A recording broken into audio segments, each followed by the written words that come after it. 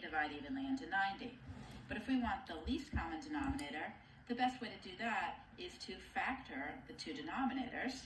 So 6 is 2 times 3, 15 is 3 times 5, and then put together only the factors we need for both 6 and 15 to divide our number. So if we just use 2 times 3 times 5, which is 30, we know that 2 times 3 will divide it, and 3 times 5 will also divide it.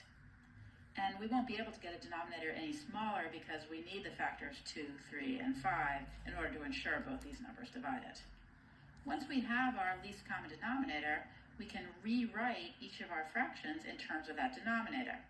So 7, 6, I need to get a 30 in the denominator, so I'm going to multiply that by 5 over 5. I multiply by the factors that are missing from the current denominator in order to get my least common denominator of 30. For the second fraction, 4/15, 15 times 2 is 30, so I'm going to multiply by 2 over 2. Now I can rewrite this as 35/30ths minus 8/30ths. And now that I have a common denominator, I can just subtract my two numerators, and I get 27/30ths. If I factor, I can reduce this to 3 squared over 2 times 5, which is 9/10. The process for finding the sum of two rational expressions with variables in them follows the exact same process. First, we have to find the least common denominator. I'll do that by factoring the two denominators. So 2x plus 2 factors as 2 times x plus 1, x squared minus 1.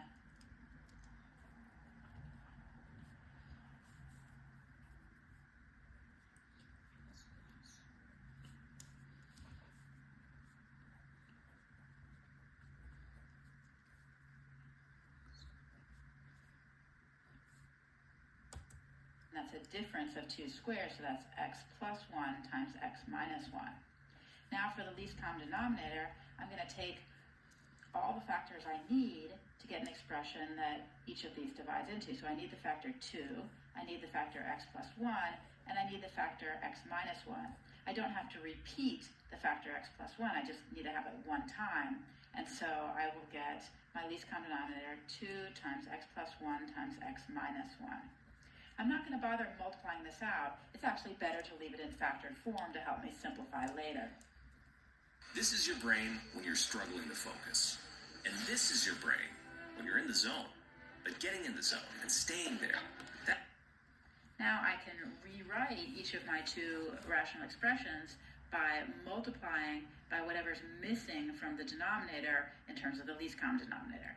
So what I mean is I can rewrite 3 over 2x plus 2. I'll write the 2x plus 2 as 2 times x plus 1. I'll write it in factored form. And then I notice that compared to the least common denominator, I'm missing the factor of x minus 1.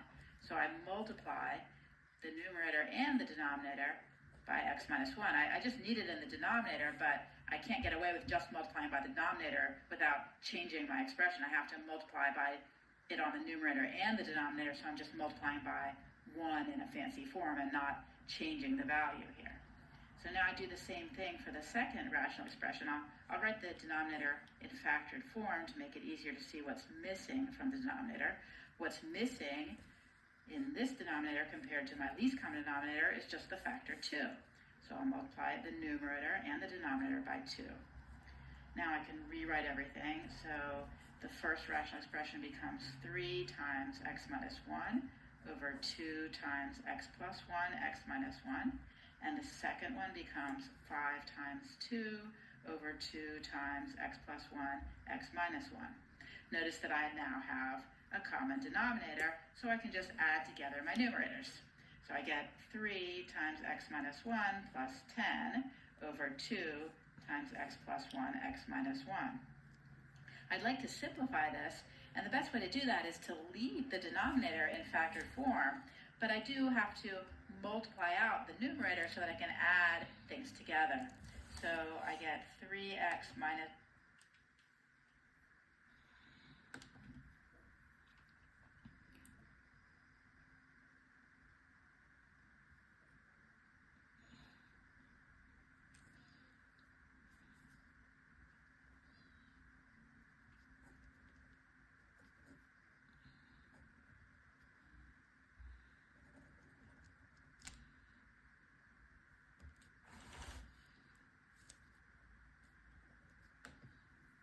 3 plus 10 over 2 times x plus 1, x minus 1, or 3x plus 7 over 2 times x plus 1, x minus 1.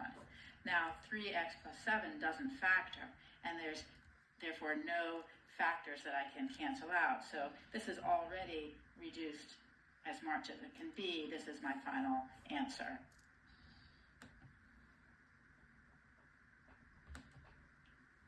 In this video, we saw how to simplify rational expressions to lowest terms by factoring and canceling common factors. We also saw how to multiply rational expressions by multiplying the numerator and multiplying the denominator, how to divide rational expressions by flipping and multiplying, and how to add and subtract rational expressions by writing them in terms of the least common denominator. This video is about the difference quotient